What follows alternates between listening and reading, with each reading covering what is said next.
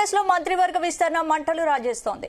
Cabinet berth ఆశిస్తున్న లీడర్లు party పెద్దలకు వార్నింగ్ ఇచ్చేలా ప్రకటనలు చేస్తున్నారు. ఈ నేపథ్యంలో సీఎం రేవంత్ రెడ్డి అధ్యక్షతన జరిగిన సీఎల్పీ సమావేశానికి ముగ్గురు సీనియర్ ఎమ్మెల్యేలు డుమ్మా కొట్టడం ఆసక్తికరంగా మారింది. ఇటీవలే తమకు మంత్రి పదవి ఇవ్వాల్సిందేనని ఓపెన్ గానే చెప్పిన మల్రెడ్డి రంగారెడ్డి, కోమటిరెడ్డి రాజగోపాల్ రెడ్డితో పాటు రేసులో ముందున్నారని ప్రచారం సాగిన వివేక్ సీఎం సమావేశానికి హాజరు కాలేదు. దీంతో ఆ ముగ్గురు ఎందుకు రాలేదన్న చర్చ కొనసాగుతోంది.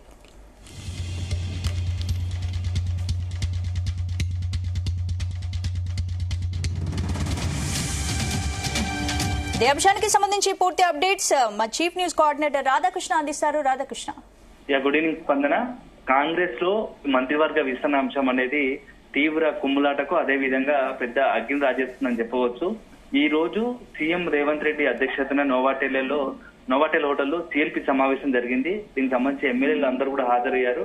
ఆ ఎమ్మెల్యేలను ఉద్దేశించి సీఎం రేవంత్ రెడ్డి కీలక వ్యాఖ్యలు చేశారు. కొంతమంది ఎమ్మెల్యేలు అడ్డు మీరి మాట్లాడుతున్నారు, అధిష్టానం పైనే వార్నింగ్ ఇచ్చి మాట్లాడుతున్నారు, ఇది సరైన పద్ధతి కాదు అని చెప్పేసి కొంత సీరియస్ గానే కటువుగానే కొంత వార్నింగ్ ఇచ్చారు. అయితే ఈ నేపథ్యంలో ఈ మీటింగ్ కు ముగ్గురు ముఖ్య ఎమ్మెల్యేలు గైరాజరు కావడంపై సర్వత్రా చర్చ జరుగుతా ఉంది. ఎందుకంటే ఈ ముగ్గురి టార్గెట్ గానే సీఎం రేవంత్ రెడ్డి ఆ విధంగా వ్యాఖ్యలు చేసి ఉండొచ్చని ఒక పార్టీలో ఒక రకంగా చర్చ జరుగుతుండగా దానికి కారణం ఏంటంటే కొద్ది రోజుల క్రితం మంత్రివర్గ విస్తరణకు సంబంధించి మంత్రివర్గ విస్తరణ తమ అవకాశం కోసం ఎదురు చూస్తున్నటువంటి ముఖ్య నాయకులు బహిరంగంగానే తనకు ఖచ్చితంగా అవకాశం ఇవ్వాల్సిందే అని చెప్పేసి బహిరంగానే మాట్లాడుతూ అదే సందర్భంలో హైకమాండ్ కు వార్నింగ్ ఇచ్చినట్టుగా మాట్లాడుతున్నారు.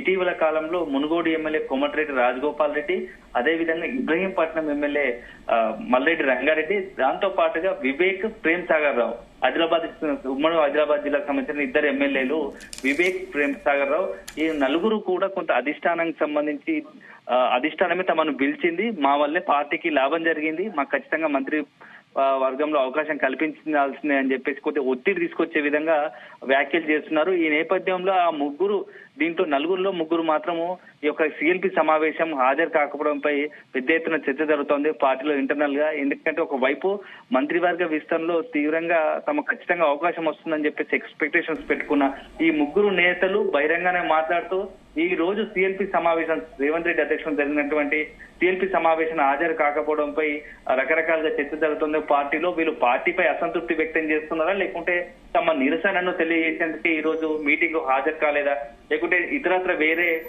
ముఖ్య కార్యక్రమాలు ఉండి ఈ ముఖ్యమైన మీటింగ్ కు హాజరు కాలేదా అని చెప్పేసి పార్టీలో చర్చ జరుగుతా ఉంది. కోమటిరెడ్డి రాజగోపాల్ రెడ్డి అయితే మొదటి నుంచి కూడా కొంత అగ్రెసివ్ గా ఉంటున్నాడు. ఏకంగా హైకమాండ్ తో పాటుగా నాకు ఖచ్చితంగా మంత్రి పదవి ఇవ్వాల్సిందే, ఎన్నికల సమయంలో బీజేపీ నుంచి నేను కాంగ్రెస్ లో వచ్చే ముందు ఆ సందర్భంలో కాంగ్రెస్ అధిష్టానం నాకు మంత్రి పదవి ఇస్తుందని ఆశ చూపింది అని చెప్పేసి అవకాశం హామీ ఇచ్చింది. దాంట్లో భాగంగానే అధిష్టానం కూడా ఒక రకంగా మంత్రివర్గంలో అవకాశం కల్పించే సిద్ధంగా ఉంది. కానీ కొంతమంది ఇక్కడ ఉన్నటువంటి స్థానికంగా ఉన్నటువంటి సీనియర్ నాయకులను చెప్పుకునే వాళ్ళు తనకు మంత్రి పదవి ఇస్తే ఓర్వలేక కొంత కఠినంగా వ్యవహరిస్తున్నారు, తన మంత్రి పదవి రాకుండా అడ్డుపడుతున్నారు అని చెప్పేసి బహిరంగంగానే కాంగ్రెస్ సీనియర్ నాయకుడు జానారెడ్డిని ఉద్దేశించి తీవ్ర వ్యాఖ్యలు చేశారు. దీంతో పార్టీలో కూడా తీవ్ర కలకలం దిగింది. దాంతో పాటుగా మల్రెడ్డి రంగారెడ్డి హైదరాబాద్ రంగారెడ్డికి సంబంధించి ఇప్పటి వరకు మంత్రివర్గంలో ప్రాతినిధ్యం ఇవ్వలేదు, ఖచ్చితంగా ఈసారి అవకాశం ఇవ్వాల్సిందే. దాదాపుగా 45% నుంచి తెలంగాణ రాష్ట్రానికి సంబంధించిన జనాభా అంతా హైదరాబాద్ రంగారెడ్డి జిల్లా పరిధిలో ఉంటుంది. అలాంటి వాళ్ళు మంత్రివర్గానికి సంబంధించి అవకాశం లేకపోతే పార్టీ పైన వ్యతిరేకంగా సిగ్నల్స్ పోతాయి. అనవసరంగా ఇంతమంది జనాభా ఉన్నటువంటి ఇక్కడ జనాలకు అవసరమైనటువంటి ఒక మంత్రి అందుబాటులో ఉంటే వాళ్ళ సమస్యల పరిష్కారానికి అనుకూలంగా ఉంటుంది. లేని పక్షంలో తాను కూడా ఎమ్మెల్యే పదవికి రాజీనామా చేయడానికి కూడా వెనుకాడని చెప్పేసి ఇప్పటికే అల్టిమేటం ప్రకటించారు. ఈ విషయం అధిష్టానాన్ని కలిసినప్పుడు కూడా అధిష్టానం దగ్గర కూడా స్పష్టం చేసినట్టుగా మనకు సమాచారం అందింది. మొన్న కొద్ది రోజుల క్రితం ఢిల్లీకి వెళ్లి మంత్రివర్గ విస్తరణకు సంబంధించి అవకాశం కల్పించాలని వినతి ఇచ్చిన సందర్భంలో అదే విధంగా ఒక రకంగా బయటకు వచ్చిన తర్వాత అవసరమైతే రాజీనామా చేయడానికి సిద్ధంగా ఉన్నట్టు కూడా పార్టీ అధిష్టానానికి చెప్పినట్టు మల్రెడ్డి రంగారెడ్డి చెప్పారు. ఇక మరొక ఎమ్మెల్యే ప్రేమ్ సాగర్ రావు నిన్న బట్టి విక్రమార్క డిప్యూటీ సీఎం బట్టి విక్రమార్క పాల్గొన్నటువంటి సభా వేదిక నుండే తనకు మంత్రివర్గం అవకాశం కల్పించాలి, నేను పార్టీ కోసం అన్ని చేశాను, నా గురించి కొంతమంది అనవసరంగా నాకు మంత్రి పదవి రాకుండా అడ్డుపడుతున్నారు. అలాంటి వారి విషయంలో నేను చాలా కఠినంగా ఉంటాను. అవసరమైతే నేను పార్టీకి కానీ ఎమ్మెల్యే పదవి కానీ రాజీనామా చేయడానికి కూడా వెనుకాడనని చెప్పేసి బహిరంగంగానే ఒక సవాల్ వేసినట్టు, అదేవిధంగా అధిష్టానానికి ఒక అల్టిమేటం వార్నింగ్ ఇచ్చినట్టుగా మాట్లాడాడు. సో ఈ మొత్తం నేపథ్యం చూసుకుంటే మాత్రం కాంగ్రెస్ లో ఈ మంత్రివర్గ విస్తరణ అంశం మాత్రం పెద్ద చిచ్చును రాజేస్తుందని. రాధాకృష్ణ మొదటి నుంచి కూడా మంత్రివర్గ రేస్ లో ఈ సీనియర్ నేతలు, ఈ ముగ్గురు సీనియర్ నేతలు ఉన్నారు. మొదటి నుంచి కూడా రేస్ లో ఉన్నట్టు తెలుస్తోంది. ఇప్పుడు ఖచ్చితంగా వీళ్ళకి మంత్రి పదవి రావాల్సింది, మంత్రి పదవి కావాలని ఆ ముగ్గురు నేతలు కూడా డిమాండ్ చేస్తున్నారు. కాబట్టి ఈ నేపథ్యంలో ఒకవేళ వీళ్ళకి మంత్రి పదవి రాకపోతే సిచ్యువేషన్ ఎలా ఉండే అవకాశం ఉంది కాంగ్రెస్ లో? ఖచ్చితంగా కాంగ్రెస్ లో కొంత అంతర్గత ప్రజాస్వామ్యం ఎక్కువ అని చెప్పవచ్చు. ఎందుకంటే బహిరంగంగానే నేతలు తమకు అనుకూలంగా ఎవరికి వచ్చినట్లుగా వారు స్టేట్మెంట్లు ఇస్తడం సర్వసాధారణంగా మారుతా ఉంది. ఇది గత ఆనవాయితీగా వస్తోంది. ఈ నేపథ్యంలో ఒకవేళ మంత్రివర్గ విస్తరణలో మాత్రం ఎవరైతే మంత్రి వర్గంలో అవకాశం దక్కుతుంది అని చెప్పేసి ఆశిస్తున్నారో లేకుంటే ఆశపడుతున్నారో వారికి మాత్రం ఈ రకంగా అవకాశం దక్కకపోతే మాత్రం పార్టీపై తీవ్రంగా విమర్శలు గుప్పించే అవకాశం స్పష్టంగా కనబడుతోంది. ఇప్పటికే కోమటిరెడ్డి రాజగోపాల్ రెడ్డి, మల్రెడ్డి రంగారెడ్డి, ప్రేమ్ సాగర్ రావు లాంటి ఎమ్మెల్యేలు బహిరంగంగానే అధిష్టానానికి వార్నింగ్ ఇచ్చినట్టు మాట్లాడుతున్నారు.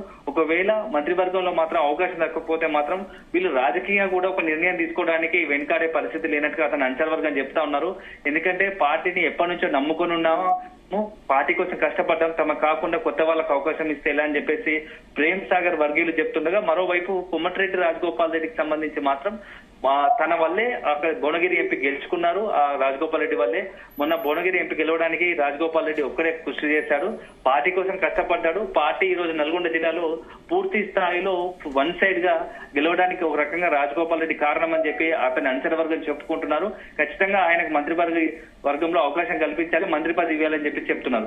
సో ఒక్కొక్క ఎమ్మెల్యేలకు సంబంధించి సీనియర్ నాయకులు ఉన్నటువంటి ఒక్కొక్కరిది ఒక్కొక్క రకంగా స్టోరీ వినబడుతుంది. అదే సందర్భంలో వాళ్ళ అధిష్టానంపై ఒకవైపు ఒత్తిడి తీసుకొచ్చే ప్రయత్నం చేస్తున్నారు. ఇవన్నీ కుదరని పక్షంలో వాళ్ళు సొంతగా రాజకీయంగా ఏదైనా సంచలన నిర్ణయాలు తీసుకుంటారా అని చెప్పేసి కూడా చర్చ జరుగుతా ఉంది. ఎందుకంటే గత వీళ్ళ మొత్తంగా కూడా చూసుకుంటే దీంట్లో వివేక్ కావచ్చు, మునుగోడు ఎమ్మెల్యే కోమటిరెడ్డి రాజగోపాల్ రెడ్డి లాంటి ఆ నాయకులకు సంబంధించి ఏంటంటే కొంత తరచుగా పార్టీలు మారినటువంటి ఉన్నాయి. గతంలో వీళ్ళ చరిత్ర ఉంది. ఎందుకంటే బీజేపీ నుంచి కాంగ్రెస్ నుంచి బీజేపీకి వెళ్ళిన సందర్భాలు కనబడుతున్నాయి. సో ఇప్పుడు కాంగ్రెస్ కనుక ఒకవేళ తమ అనుకున్నట్టుగా తమ పార్టీలో ప్రాధాన్యత ఇవ్వకుండా మంత్రివర్గంలో అవకాశం ఇవ్వకుంటే నెక్స్ట్ స్టెప్ రాజకీయంగా ఎలాంటి నిర్ణయాలు తీసుకుంటారు, తమ భవిష్యత్తు కోసం ఏదైనా సంచలన నిర్ణయాలు తీసుకుంటారా అని చెప్పేసి కూడా ఒక చర్చ జరుగుతా ఉంది. ఎందుకంటే ఇప్పటికే బహిరంగంగానే డైరెక్ట్ గా అటాక్ చేస్తున్నారు పార్టీ పైన, అధిష్టానం పైన. నెక్స్ట్ వాళ్ళు ఆశించినట్టు మంత్రివర్గంలో చోటు దక్కకపోతే మాత్రం సంచలన నిర్ణయాలు మాత్రం ఖచ్చితంగా ఉండే అవకాశాలు స్పష్టంగా కనబడుతున్నాయి. Right, thank you Radhakrishna.